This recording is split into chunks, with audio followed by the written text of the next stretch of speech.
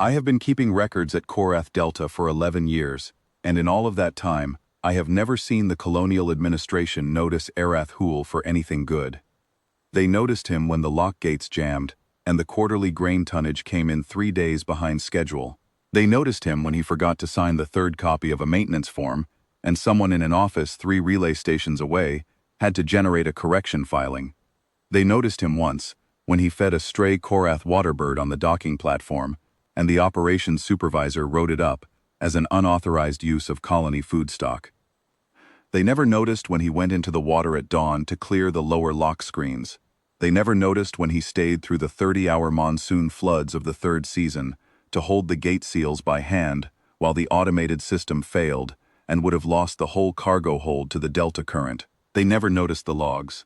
19 years of them. Every lock cycle, every biological discovery notation, every maintenance certification, filed, cross-filed, submitted to 3 different colonial authorities in the correct order, on the correct forms, within the correct windows. I noticed. I am the settlement's transit liaison, and I have read every form Arath Hool has ever filed. I know the kind of man he is. The Delta does not attract people who fit anywhere better. He came to Korath the way most of us did, sideways, via a posting nobody else wanted. He was slow in the way that makes certain kinds of people uncomfortable. Not stupid, but unhurried, literal, prone to long silences, fond of routine, baffled by the performance of authority. He laughed at things after everyone else had moved on. He asked questions with no artifice to them, and so people thought he was simple. He wasn't simple, he just didn't see the point of pretending. He lived in the lockkeeper's shed at the head of the 3rd gate. He kept it very clean. He had a yellow coffee cup, a single blanket, and a shelf of operational manuals worn soft from reading. 3 times a day he walked his gate perimeter. Twice a week he submitted his maintenance log. He ate dinner alone every night, and in 19 years, as far as I know, nobody ever invited him to anything. He found the child on the 43rd day of the flood season, late cycle, when the log drums came through the 3rd gate on the delta current. She was in the drum-stenciled mineral concentrate, sealed batch 7. He found the seal broken, the contents shifted, and a small gray-green hand pressed against the interior wall. He told me later, very precisely, that he had known immediately. He said the hand was the wrong shape for anything else. Her name, as we would learn much later, was Vera.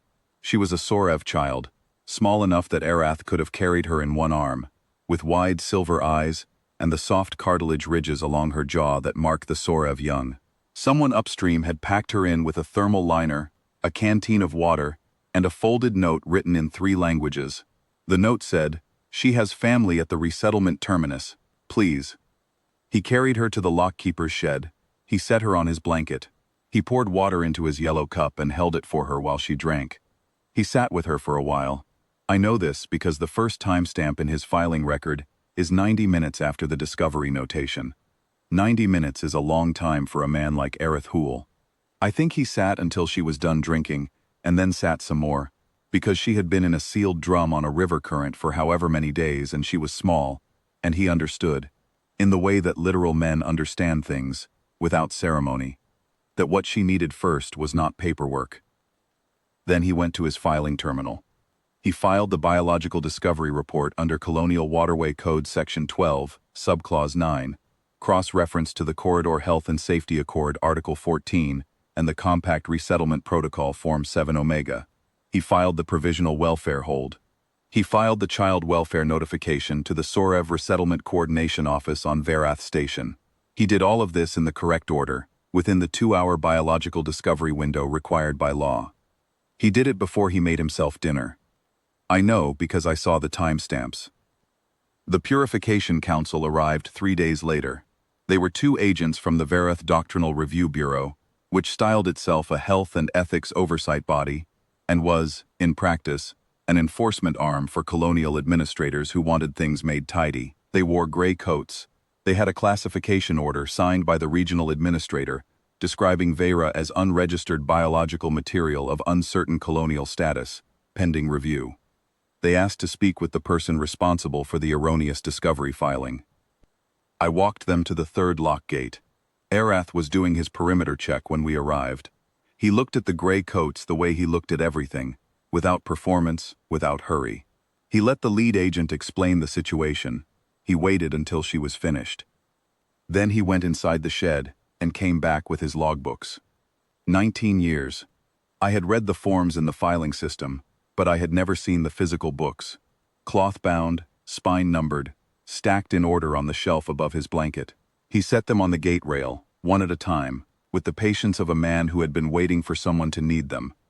The agent's classification order rested on the discovery filing being procedurally deficient. Areth's filing was not procedurally deficient. Every box checked, every timestamp correct, every cross-reference cited. The biological discovery window, met by 40 minutes. The provisional welfare hold, filed before the child's name was known. The resettlement notification, transmitted within the hour. You cannot undo a correctly filed biological discovery report under Section 12. It enters the colonial record and stays there. The classification order they carried was issued after the report was filed. That meant the report superseded it. The child was not unregistered biological material. She was a named welfare hold. She had been, for 72 hours, under the protection of the Compact Resettlement Protocol. Areth knew this. He had known it the moment he filed. The lead agent went through her documents twice. Then she looked up at Areth. He looked back at her. The yellow cup was visible through the window of the shed. The child was inside, asleep on his blanket, with the thermal liner from the drum folded over her. I want to be precise about what happened in that moment. There was no confrontation. There was no raised voice. Areth Hool did not threaten anyone. He simply stood at his gate, in the floodplain delta at the edge of the settled corridor, and held his logbooks, and waited. They left. They did not retrieve the child. They did not unseat the welfare hold. They walked back to their skiff and departed the third lock gate, and filed, as I later confirmed, a procedural review request that would sit in an administrative queue for approximately 18 months before anyone looked at it. Areth went back inside. He checked on the child. Then he did his afternoon perimeter check. Oressa Vel arrived 2 days later from the Sorev Resettlement Coordination Office, a woman who had been running the resettlement corridor for a decade, and who I'd exchanged perhaps 40 formal transmissions with over the years. She came off the river skiff with a bag over her shoulder and a resettlement transit card in her hand, and she stood at the third lock gate and looked at Areth for a long moment before she said anything. He had the child in his arms, not carrying her. She was perched on his forearm the way the Sorev young do, with both hands gripping his sleeve, and she was watching the delta with those wide silver eyes like she was memorizing it. The current, the gate mechanisms, the yellow cup on the windowsill. Oressa held out her hand. Areth looked at the child for a moment. Then he set her down on the gate rail, gentle as setting down something made of glass, and he took the resettlement card from Oressa and read every word of it. Both sides. He turned it over and read it again. He handed it back. Then he reached out and took Vera's small gray-green hand and set it in Oressa's. He didn't say anything. He went back to his gate perimeter. I stood there with Oressa Vel, and we watched him walk the lock line the way he walked it every day.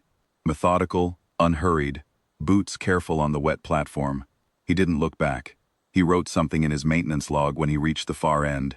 He always writes something. Oressa said quietly, "Is he all right?" I said he was fine. I said that was just how he was.